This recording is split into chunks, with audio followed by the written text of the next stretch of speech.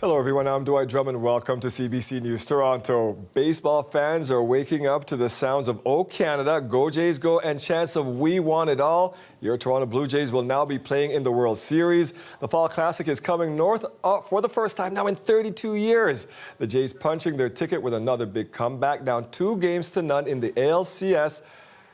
Against the Mariners, they clawed their way back to force a Game 7, and that game was pure seventh heaven, trailing 3-1 in the bottom of the seventh when this happened. And a swing and a fly ball to left field. Back goes Arozarena. She's gone!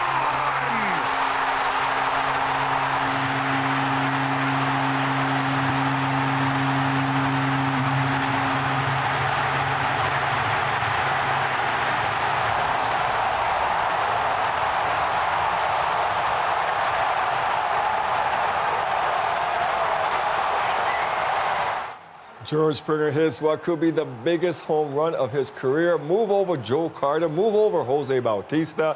Toronto has a new iconic home run to go down in franchise history. The clutch hit put the Jays up 4-3, and then the bullpen brought it home. Here comes the 3-2. He got him!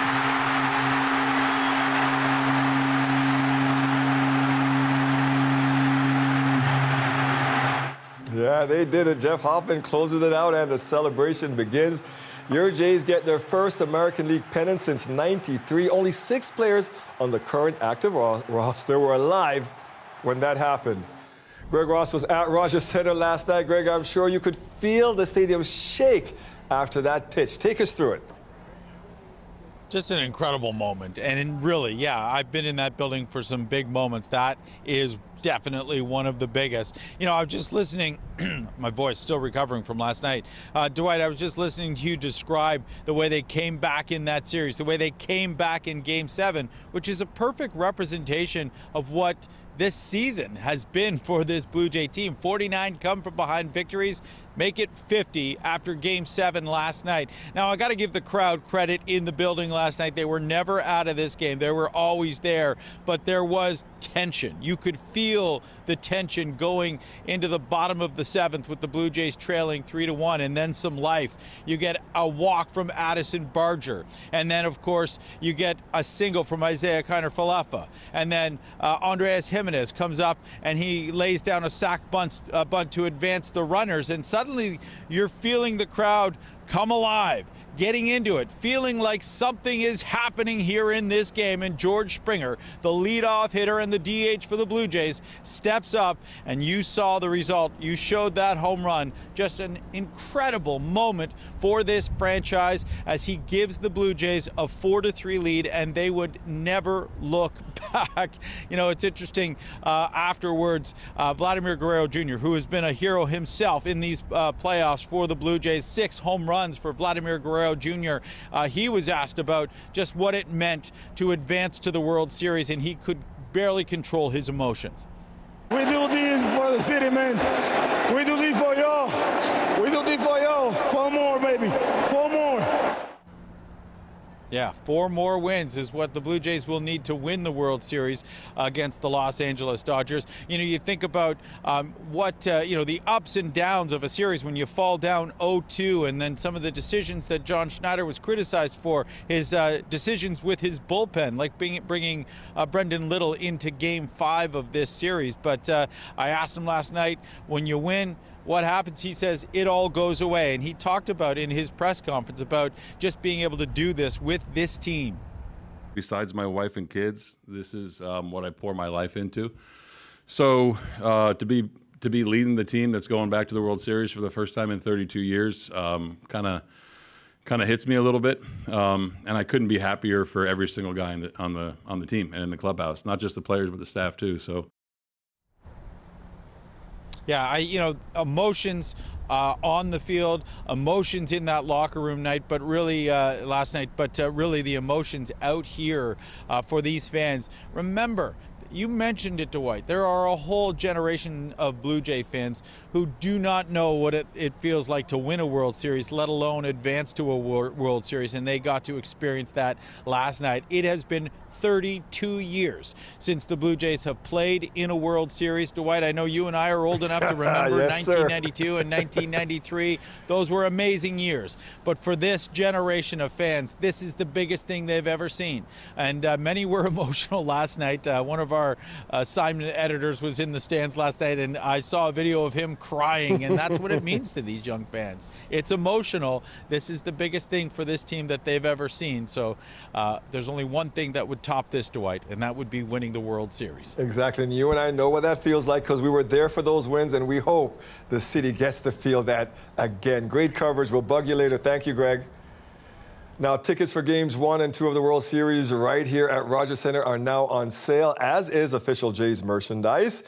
Marking their ALCS win, Dale Manukduk joins us from inside the Jays shop at Rogers Centre. A busy place right now. Dale, there's probably a lot better chance of getting your hands on some merch than any of those World Series tickets. Oh, for sure, Dwight. And this store is packed right now, and some of the people in here are already decked out head to toe in Jays gear, but this is one of those great to be gluttonous moments. They just want more. We can show you the line to cash out here. It snakes all around the shop, goes to the back of the store, and the staff here, they're very busy. You can see this woman helping out other people. The boxes here, Dwight, of the merch that they're having to open and restock the racks as quickly as they put stuff onto these racks. People are gobbling them up, and then they have to hang new clothes. Now, obviously, the big ticket items, anything that identifies the Jays as the American League champions. This shirt right here, $55, 40% cotton, 60% polyester, but 100% guaranteed to bring you some happiness. Now, these hats, they identify them as going to the World Series. This one right here, Dwight, the black one, is already sold out. This one's mine. I already bought it. I can see people in this store that are staring at me like I'm holding a bag of gold. Let's hear more from some of the Jays fans that were here earlier. Here to pick up whatever we can to take back home because we won't get it back, in Halifax, Nova Scotia. Can you show me So, what you're getting? yeah, so we got a couple of the t-shirts. I'm waiting for a hat, so we'll grab a couple of those and take them home. Christmas is coming. Everyone's got a smile on their face, like stuff is going quick, so yeah, no, it's brilliant. Now, as big as the line is here, Dwight, the line is even bigger online to get tickets to the World Series. The queue opened up at 10 a.m. I know we have one colleague in the newsroom who entered that queue at about 10:16. He was 250,000th in line. But we do have one colleague, Kirthana, who was able to snag a pair, and I want to speak directly to her. I can't wait to make memories with you. I know we have that very special bond. But if you have to get tickets, best to get them through that Ticketmaster as opposed to the secondary market where they're already going for thousands of dollars. We'll send it back to you. Man, it's so expensive. I love seeing this city and this country having so much fun. Thank you for this, Dale. In some other news today, new numbers out show the cost of living in this country is rising, just like those Jays merchandise. Stats Canada reports inflation hit 2.4% in September. CBC senior business correspondent Peter Armstrong breaks down what is costing more.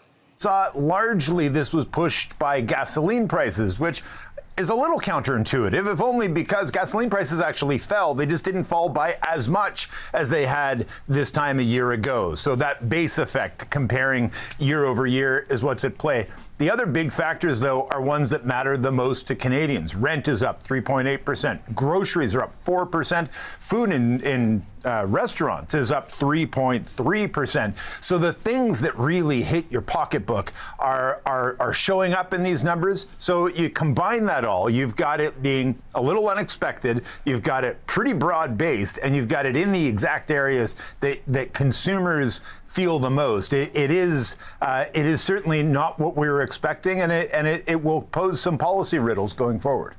Fresh uncertainty hanging over the province's auto industry following word that General Motors is dropping electric van production at its plant near London, Ontario. GM blames trickling demand for bright drop electric delivery vans. 1,200 workers work at that plant.